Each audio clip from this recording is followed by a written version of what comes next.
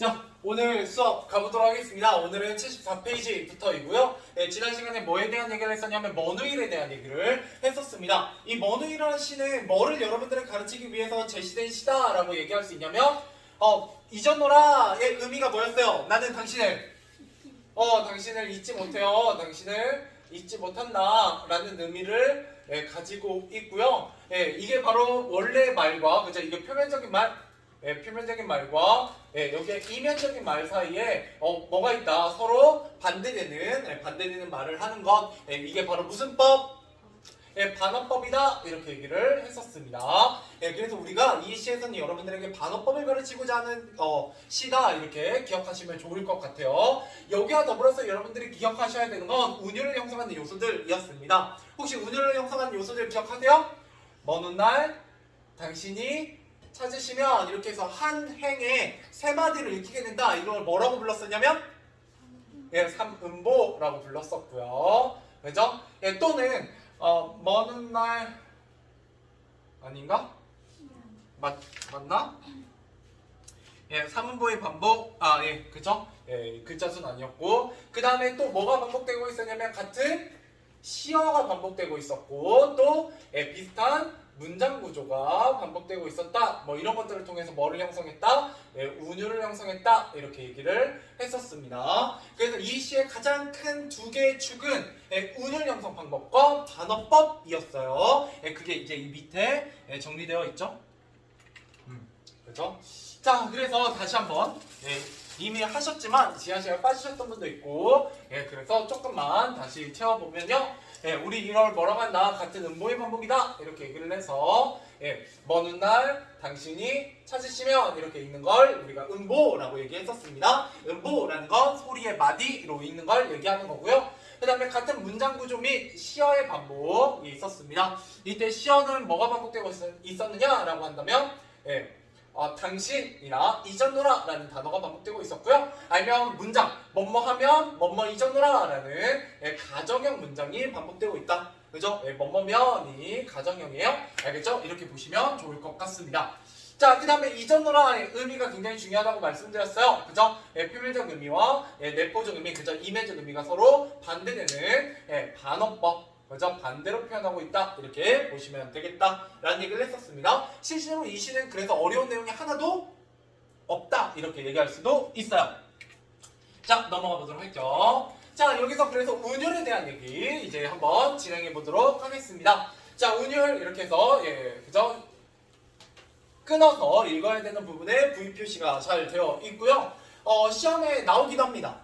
어디에서 끊어야 되니? 라는 거 잘 물어보고요. 보통 3글자나 아니면 4글자 정도 중심으로 해서 끊어 읽게 된다 이렇게 보시면 되겠습니다.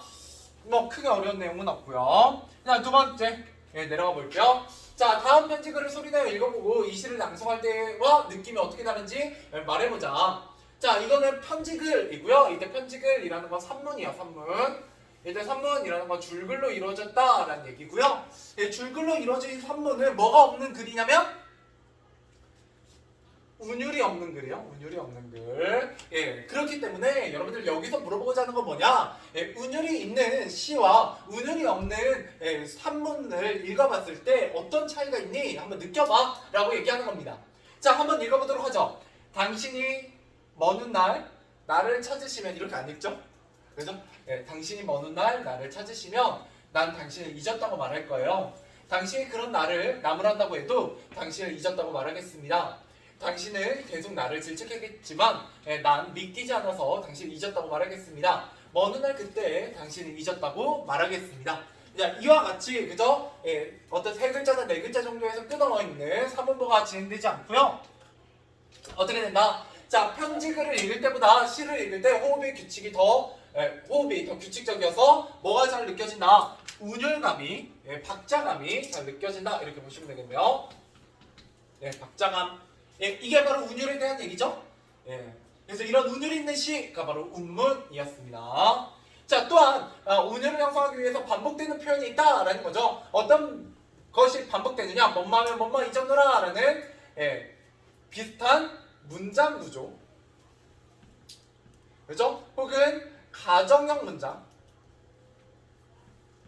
여기서 가정형 문장이 반복되고 있다. 뭐뭐 하면 이라는 문장이 반복되고 있고요. 또 뭐가 반복되고 있냐? 뭐뭐 하면 이전으로나 그냥 이전으로라는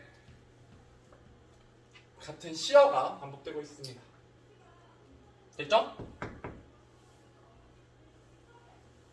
네, 넘어가 보도록 하죠. 자, 그 다음에 이 시에서 마른이가 속마음을 표현한 방식을 알아보자 라고 했습니다. 자, 이 시의 화자는요, 자신의 속마음을 직접적으로 표현하고 있지 않아요. 간접적으로 표현하고 있습니다. 어떻게 표현하고 있느냐? 일단 마른이가 상황을, 어떤 상황에 처했는지 짐작해보자. 자, 1량에서 먼 훗날 당신이 찾으시면 이라고 뭐를 가정하고 있다. 미래에 당신과 다시 만날 상황을 가정한 것으로 봐. 그죠? 가정법이 쓰였죠? 뭐뭐 하시면 이라는 가정법이 쓰여서 자, 마른이는 지금 당신의 이별 상황임을, 당신과 이별 상황임을 알 수 있습니다. 아, 이별했구나. 그러니까 미래에 당신과 만날 것을 가정하고 있구나. 자, 여기서 당신은 마른이가 사랑하고 그리워하는 사람이라고 추측할 수 있습니다. 그죠? 왜? 이별의 상황이니까요. 넘어가 보죠. 다음 편에 담긴 마른이의 속마음과 상대의 표현 방식을 설명해 봅시다. 자, 이전노라는 마른이는 줄곧 당신을 잊지 못하고 그리워하는 당신의 본심과 반대로 이전노라 라고 표현하고 있습니다. 그러니까 내가 원래 말하고자 하는 바와 반대로 표현하고 있다라는 거죠. 반어법이 쓰이고 있다라는 겁니다. 자, 그래서 여기에 보시면 자, 마른이의 속마음이 직접적으로 드러나도록 다음 표현을 바꿔봅시다. 자, 오늘도 어제도 안에 있고 먼 날 그때 이전노라. 자, 오늘도 어제도 안이 있고 먼 날 그때도 잊지 못하리라. 자, 이 잊지 못하리라를 그래서 잊었노라 라고 얘기하게 되면 어떻게 된다? 반대로 오히려 표현했을 때 뭐가 더 잘 드러난다? 진심이 더 절실하게 느껴진다 라는 거예요. 그죠? 오히려 강조되고 내가 말하고자 하는 바가 더 잘 전달된다 라는 겁니다. 자, 그에 비해서 직접적으로 표현하게 되면 마른이의 심리가 확실하게 드러나긴 하지만, 그래서 직접적으로 드러나긴 하지만 당신의 그리워하는 절절한 마음이 오히려 잘 느껴지지 않는다 이렇게 보시면 되겠습니다. 그래서 뭘 사용하고 있다? 반어법을 사용하고 있다. 왜? 마른이의 진심을 더 절절하게, 절실하게 표현하기 위해서이다 이렇게 보시면 되겠습니다. 자, 또 나와있죠? 운율과 반어법. 여러분들 먼 후일에서는 뭘 공부하셔야 된다? 운율과 반어법을 공부하셔야 된다 이렇게 보시면 되겠습니다. 자, 문제 풀어보죠. 1번, 2번, 3번, 4번입니다. 방금 제가 말씀드렸던 거 그대로 문제로 나오니까 한번 풀어보시죠. 그러면 오늘 봄길 해보도록 하겠습니다.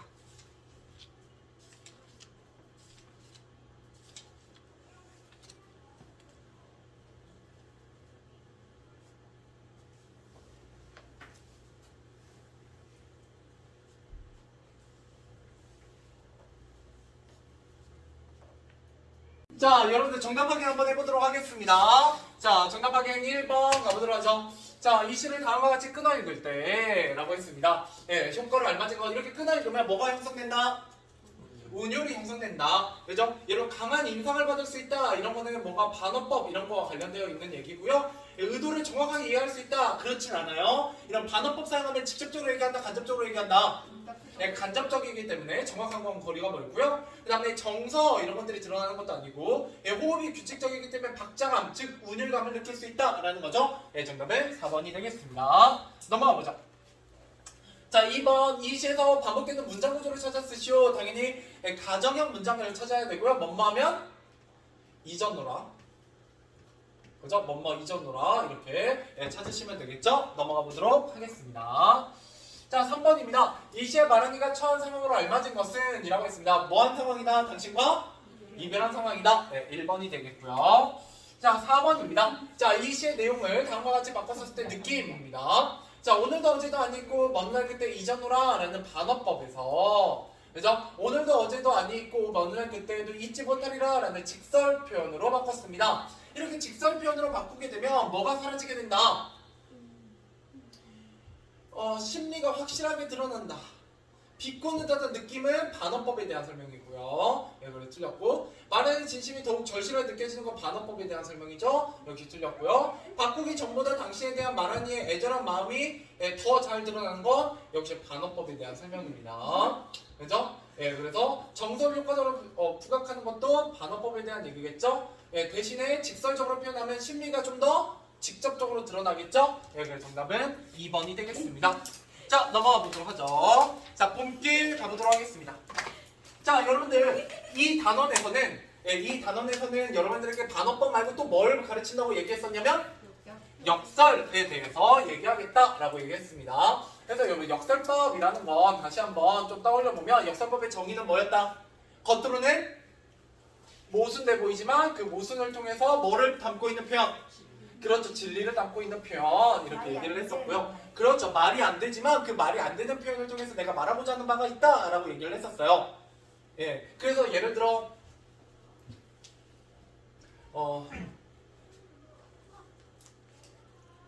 뭐가 있을까? 네, 이런 거. 길이 끝나는 곳에 길이 있다. 자, 이거는 이런 얘기잖아요. 길이 끝나는 곳에 길이 있다라는 거. 예, 길이 끝나는 곳이니까 길이 있어요, 없어요? 없죠. 예, 그런데 길이 끝나서 길이 있으니까 길이 있는 곳이 길이 끝나는 곳이니까 길이 있는 거예요, 없는 거예요? 자, 이런 얘기가 바로 뭐다? 역설법이다. 그래서 제가 지난 시간에 속된 말로 뭐라고 얘기했다. 이렇게 얘기했을 때 뭔 개소리야? 라고 생각이 든다면 그게 바로 역설법이고. 자, 근데 여러분들 생각해보세요. 문학적으로. 자, 길이 끝나는 곳 보통 어떤 곳을 얘기할까요? 내가 살아가면서 어떤 곳? 어떨 때? 되게 길이 끝나는 곳처럼 느껴진다는 건 지금 인생이 어떻다는 거예요? 굉장히 힘들죠. 뭔가 절망적인 상황이에요. 그렇죠. 그런데 그런 절망적인 상황에서도 여러분들이요 길이 있다라고 얘기하면 이게 무슨 뜻이에요? 그렇죠. 희망을 가져라. 그죠? 이게 그냥 단순한 개소리가 아니라 그죠? 이 얘기를 통해서 뭔가 절망에 빠진 사람들에게 희망의 메시지를 던지는 시입니다. 이건 실제 있는 시 구절이에요. 예, 굉장히 유명한 시고요. 이런 게 일종의 역설법이다 이렇게 알고 계시면 되겠습니다. 이와 같은 역설법이 바로 어디에도 쓰일 것이다? 이 봄길에도 쓰일 겁니다. 그래서 여러분 역설법에 대해서 좀 공부해 보도록 할 거고요. 그 다음에 제목인 봄길의 의미도 굉장히 중요하게 다루게 됩니다. 됐죠? 예, 넘어가 보도록 할게요. 바로 여기 있죠. 시에. 자, 한번 가보죠. 자, 얘는 한번 어렵지 않을까요? 얘도 한번 가보도록 하겠습니다. 자, 길이 끝나는 곳 밑줄 쳐보시고요. 어떤 곳이요 이게? 그렇죠. 예, 길이 끝나는 곳이라는 건 절망적인 공간입니다. 네, 절망적인 공간. 자, 그럼 길이 끝나는 곳, 절망적인 공간에서도 뭐가 있다는 거예요? 길이 있다라는 거죠. 이렇게 두 줄 묶으셔서 역설법이요. 그죠? 길이 끝나는 곳이면 끝나는 거고 길이 있는 거면 있는 건데, 그죠? 길이 있는데 길이 끝났대요. 그죠? 예, 이게 말이 안 된다는 거죠. 결국 이걸 통해서 뭘 얘기하고자 하느냐? 절망적인 상황에서도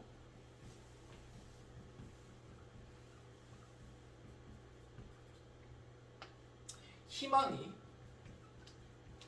있음을 나타내고 있습니다. 그죠? 예, 절망적인 상황에서도 희망이 있음을 나타내고 있다.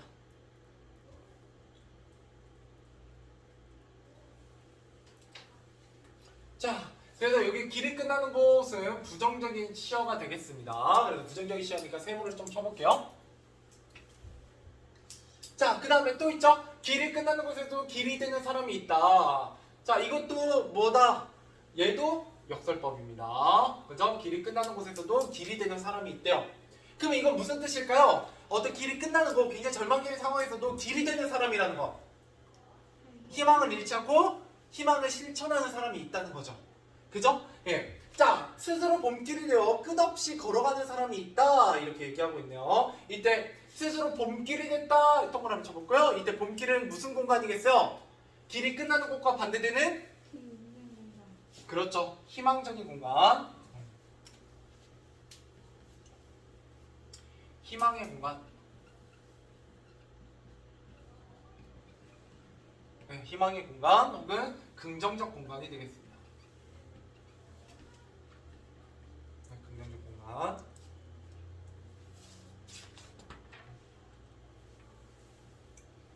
그렇죠?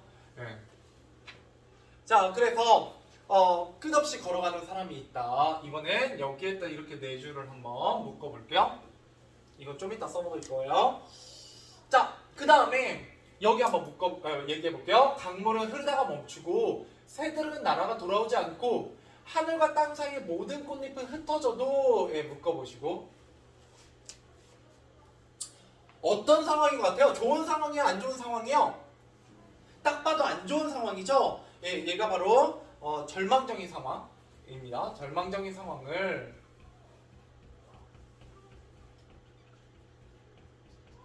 절망적인 상황을 자연물을 통해 표현하. 이렇게 안 나오니?